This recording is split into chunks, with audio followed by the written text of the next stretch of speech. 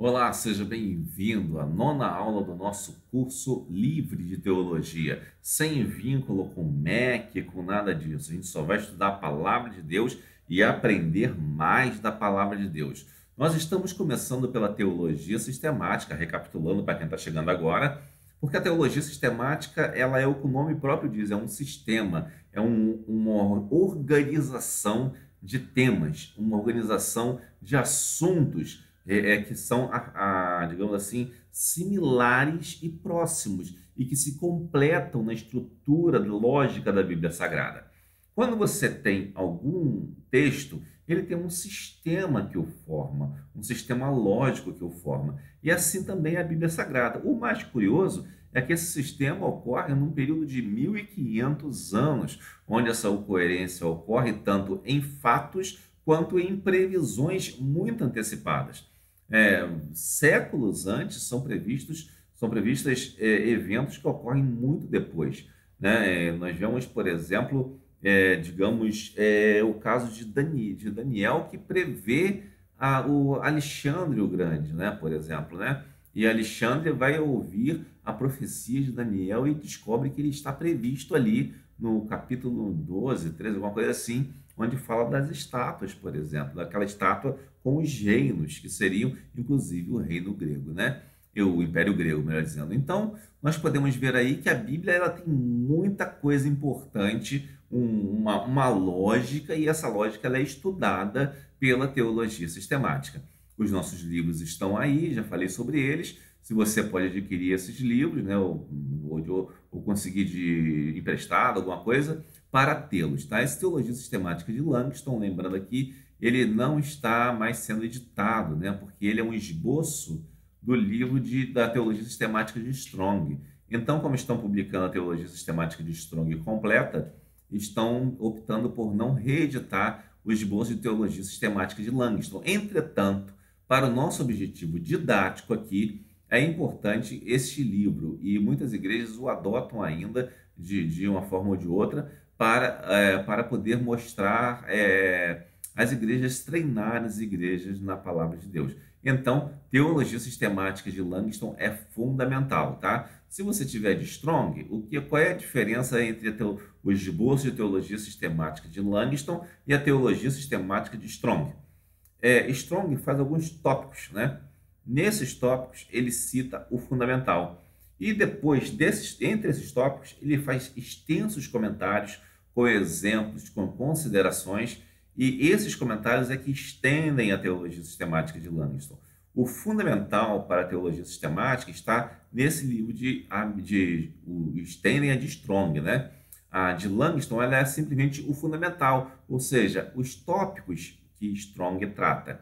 Então, você não vai perder nada com a teologia de Langston. Mas se você tiver de Strong, também serve e muito bem, né?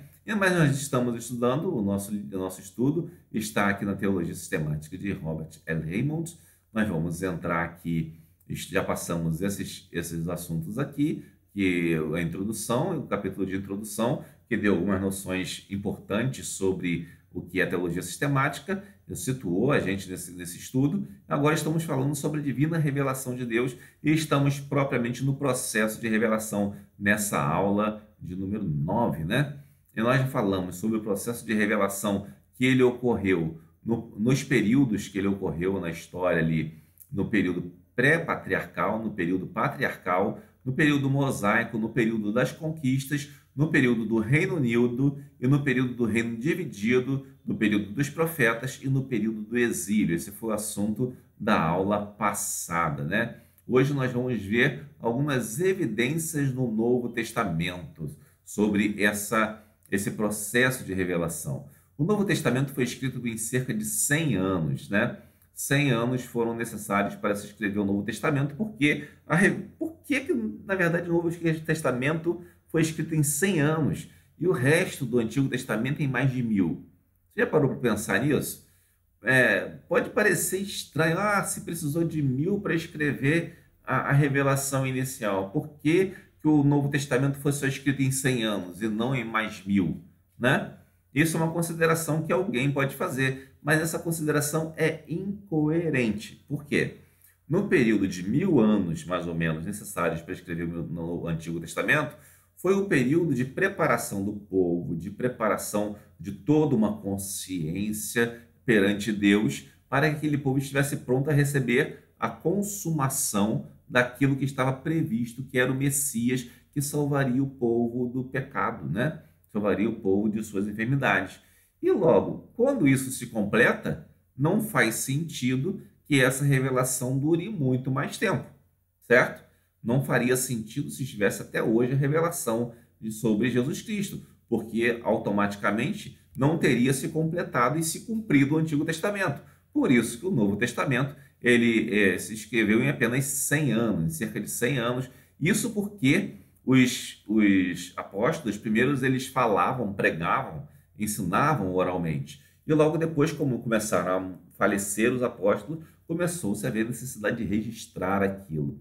Em alguns casos, Paulo, por exemplo, estava na prisão e ele tinha que escrever para pessoas distantes. Daí temos várias cartas, inclusive algumas cartas escritas da prisão por Paulo.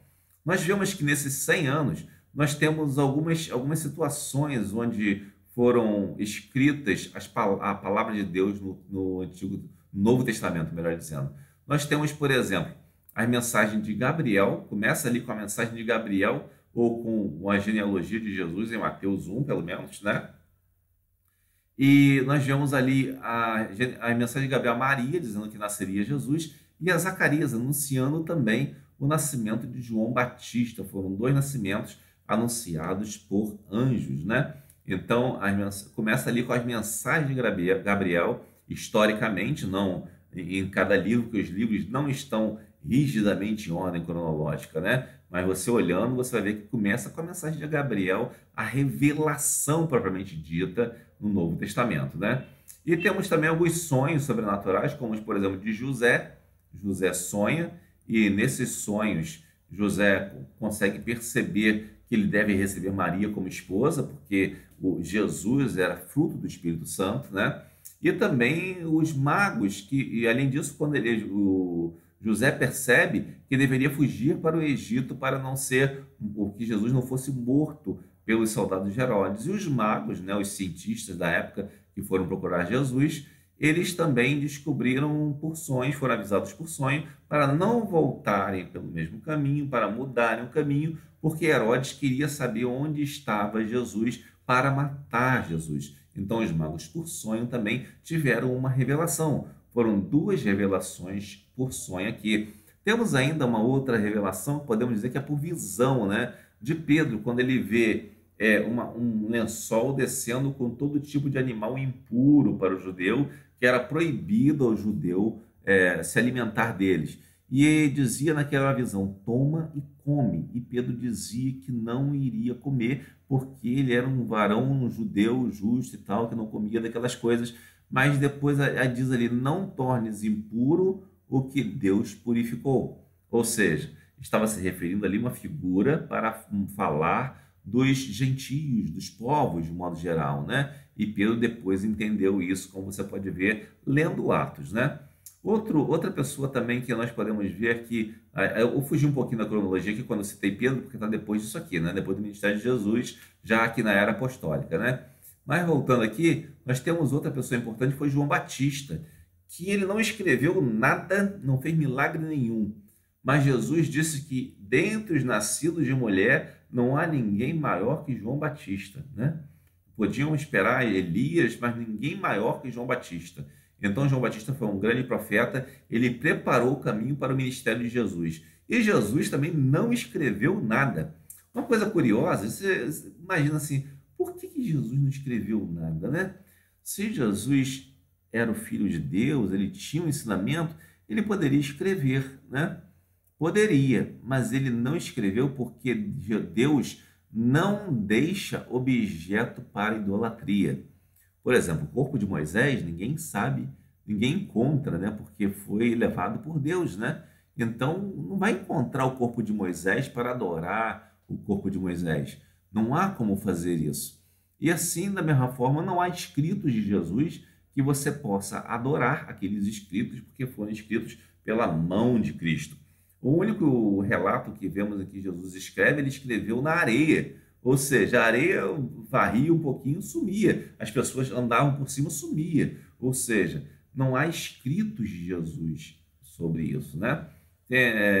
Tem até uma coisa meio caótica, assim, meio boba, que uma cantora falou, que ela dava autógrafo porque Jesus, no tempo de Jesus, não tinha caneta, por isso que Jesus não dava autógrafo. Não, Jesus não dava autógrafo exatamente por isso, para não gerar idolatria, né? E a cantora meio que gera uma idolatria, dando autógrafos como cantora gospel, né? Entre aqueles que são da área, digamos assim, secular, dar autógrafo faz parte do trabalho, mas para um cantor evangélico não é muito indicado, né? Só uma digressão rápida para ilustrar isto que está aqui, quanto a Jesus não ter escrito nada em seu ministério, mas nesse ministério ele levou 3 anos ensinando 12 discípulos, sendo que um era traidor, e outros 12 discípulos seriam os apóstolos, né?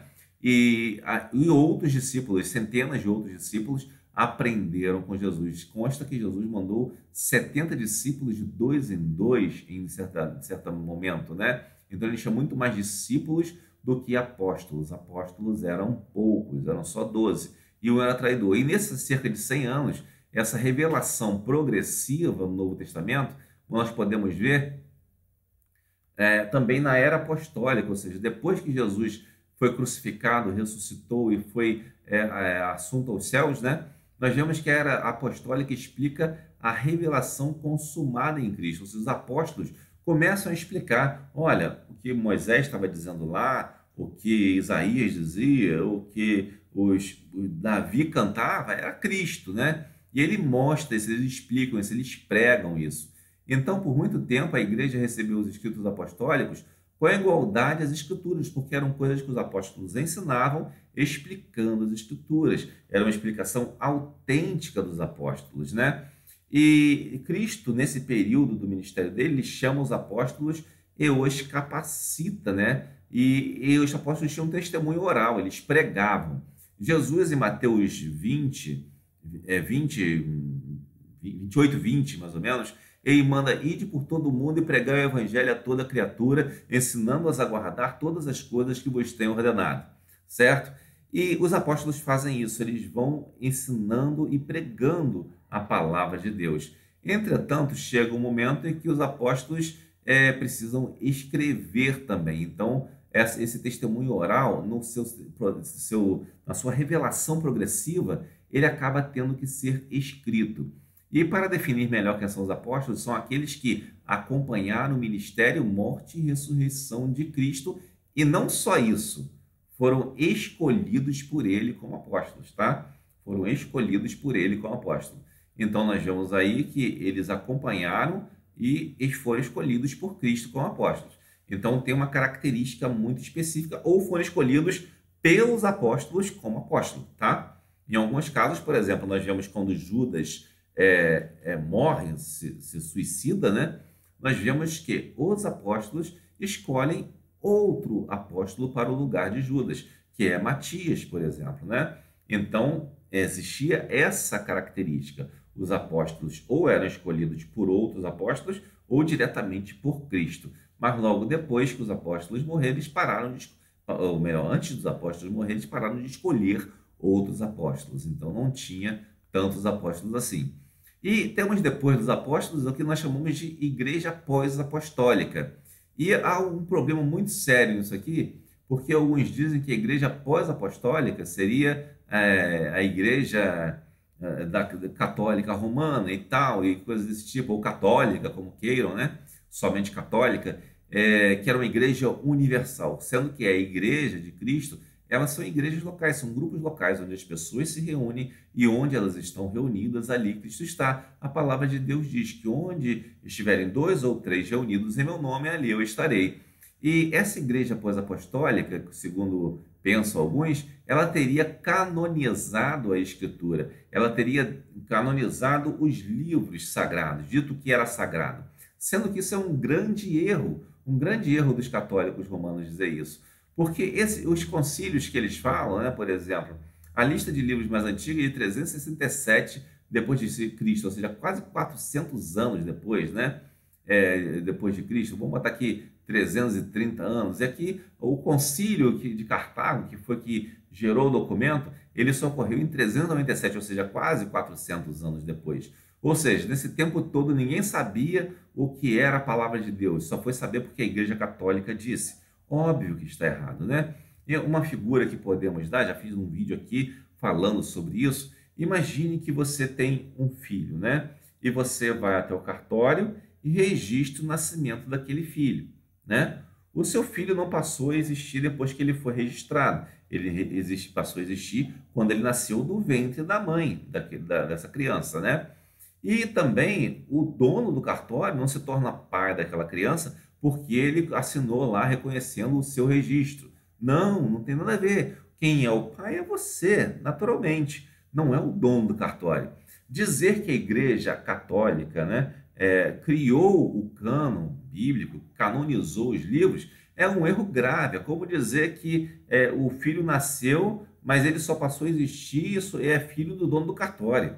Não faz sentido, porque o que foi feito aqui na Igreja pós-apostólica, especialmente a Igreja Romana, foi simplesmente um evento cartorário, tá? E não uma criação de autoridade para o cânon. A autoridade já existia. Essa autoridade simplesmente foi registrada em papel. Ela não foi criada pela Igreja Católica, como alguns pensam. E continuando ainda, nós estamos falando aqui do processo de revelação, né? E esse processo, ele veio por um processo de inscrituração, ou seja, partiu daquilo que era oral, daquilo que era conhecido pelas pessoas, o que era passado pelos costumes, até pelas festas, e foi gradativamente sendo inscriturado, ou seja, foi sendo transformado em escritura. Para quê? Para preservar os ensinos que alicerçam a fé. Isso foi uma questão de preservar os ensinos. E essa preservação foi feita pela inscrituração. Chama-se de inscrituração. Tornar em escritura. Por exemplo, Gênesis. Quando Gênesis trata toda aquela história antes de Moisés, de onde que Moisés tirou aquela história? Aquela história já vinha desde Noé, que era um servo temente a Deus, e que foi passando para seus servos. Teve o dilúvio, Noé guardou as histórias dos antepassados e foram passando para frente num processo de instrução oral. Mas chegou o momento em que Moisés escreve aquelas histórias do Gênesis, porque se passasse muito tempo, provavelmente muitos seriam confundidos com invenções que ocorriam. Isso é interessante a gente pensar no processo de escrituração, na importância dele, se nós pensarmos na religião grega, onde temos lá Zeus, Eros, Afrodite, Apolo, Dionísio, sei lá. Estou falando dos nomes aqui, pode ser que eu esteja falando até nomes latinos, né? Mas é por aí, né? E esses deuses gregos, eles tinham algumas coisas interessantes, digamos assim, né? Em termos de formação da mitologia. Qualquer pessoa podia chegar e inventar uma história de um deus grego. Eles não tinham uma escritura, não tinham uma tradição, né? A pessoa inventava uma história, essa história surgia lá e outra acrescentava ali. As histórias eram inventadas, eram livremente inventadas, né? Atribuíam aquelas histórias, aqueles aprendizados a esses deuses e assim eles seguiam. Com isso, obviamente, essas religiões não tinham a mesma estrutura que uma religião inscriturada, né? Que tinha uma escritura para se basear. Por isso que Strong diz que a teologia é uma ciência, porque ela tem um objeto fixo, né? Ela tem um objeto que é a escritura. Tem alguns dizendo que a teologia não é ciência porque não estuda Deus. É verdade, não estuda Deus, mas a teologia estuda a escritura. Por isso que não pode haver teologia propriamente, né? Teologia de outras religiões que não tem escritura, porque há um problema sério nessa ausência de escritura, porque elas não têm um objeto que possa ser investigado, ao passo que a Bíblia pode ser investigada tanto por amigos quanto por inimigos. Agora, uma coisa interessante que preciso falar para vocês são sobre os blackouts nesse processo de revelação. Lembra que estamos falando do processo de revelação. Então, teve alguns blackouts nessa revelação. Esses blackouts são períodos em que Deus não falou ao povo, Deus ficou em silêncio, né? Não falou imediatamente, deixou o povo em silêncio e passando, às vezes, até por algumas dificuldades. E esses blackouts, eles aconteceram, eles foram de 400 anos, dois blackouts, chamam assim, que estão entre a morte de Malaquias e a revelação do arcanjo Gabriel, ou seja, o último livro, texto sagrado, né, canônico do Antigo Testamento, e a revelação pelo arcanjo Gabriel, lá quando revela a Maria e que Jesus nasceria do ventre dela, e também revela a Zacarias o nascimento de João Batista, né? E também estão mais 400 anos também entre os patriarcas e o povo do Egito, ou seja, naquele período entre Abraão, Isaac, Jacó e José, e aquele período de escravidão que o povo esteve ali no Egito até Moisés. Então, isso aqui nós temos alguns períodos já vistos anteriormente que o autor, né, que o autor Raymond chama de blackouts na revelação, né? Ou seja, parou tudo, não tem nada, né? E nós vemos isso também, novo blackout revelacional ocorre depois da conclusão do Novo Testamento. Nós vimos que o Novo Testamento levou 100 anos para ser escrito. E nesses 100 anos, depois desses 100 anos, não se acrescenta mais nada ao Novo Testamento. E nisso aqui, todas as igrejas cristãs são unânimes, mesmo os católicos que têm alguns livros que eles chamam de deuterocanônicos, entretanto, são livros apócrifos, na verdade. São livros que podem ser lidos com mera instrução, mas que não têm nenhuma autoridade espiritual. É interessante que, fazendo um certo esclarecimento, alguns evangélicos creem em revelações. Então, vamos pensar nisso aqui, né? Creem em revelações seriam revelações de Deus para pessoas, revelações pessoais, digamos assim. Entretanto, outros evangélicos acreditam em inspiração e iluminação, né? Ou seja, que existia uma inspiração e existia uma iluminação. As pessoas são inspiradas quando recebem o Espírito de Deus e são iluminadas quando compreendem pelo Espírito, né? Inspiradas pelo Espírito para escrever os textos bíblicos e iluminadas para entender os textos bíblicos, né? Isso também é entendido por isso. Mas, entretanto, isso aqui a gente pode falar depois, mais à frente. Alguns evangélicos, esses que creem em revelações, especialmente os irmãos pentecostais, eles creem em revelações, mas não são revelações canônicas. Eles jamais colocariam essas revelações, né, que os irmãos pentecostais creem, como revelações que substituiriam a Bíblia. São revelações transitórias, né, no ponto de vista teológico deles. Então, devemos entender que isso não se confunde com a questão aqui de que há um blackout na revelação. Um blackout na revelação bíblica, tá? Não se acrescenta mais nada na Bíblia. Portanto, nós terminamos assim essa aula sobre o processo de revelação e retornamos aqui a nosso curso. Portanto, esteja atento que dia 8 de setembro teremos uma aula ao vivo. Anote suas dúvidas, deixe seus comentários na nossa página do Google Sala de Aula e você vai poder participar desse momento. Abrirei o bate-papo para que você possa fazer perguntas, né? Não responderei perguntas fora do tema, tá? O tema é esse capítulo 1 do Teologia Sistemática de Robert L. Raymond. Poderei responder alguma coisa, mas muito rapidamente, mas me deterei mais sobre esse assunto que nós tratamos nessa semana, né, que está no capítulo 1, e você está vendo aqui, lembra, aqui a divina revelação, não esqueça, tá? Então, portanto, vamos tratar disso, e espero você lá e que Deus nos abençoe rica e abundantemente.